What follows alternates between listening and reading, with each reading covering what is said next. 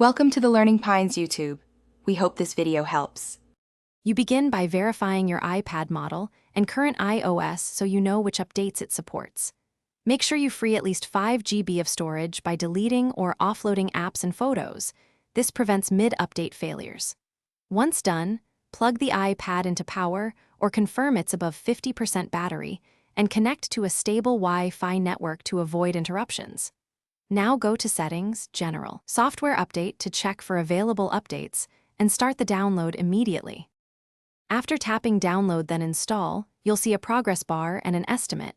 This can take a while depending on size and speed, so be patient. If the system prompts for your passcode, enter it to authorize the update. The device may restart multiple times to apply components. Make sure you don't disconnect from Wi-Fi or power mid-process and keep the screen active.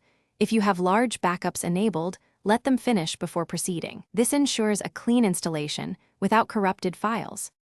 Once installation finishes, follow the on-screen setup prompts and check Settings, General, about to confirm the new iOS version. If apps or data appear missing, restore from your most recent backup. This typically returns everything to normal. If the update fails or your iPad is stuck on the Apple logo, try a force restart first. If that doesn't work, connect to a computer and use Finder or iTunes to reinstall iOS. That step resolves most issues without data loss when done correctly.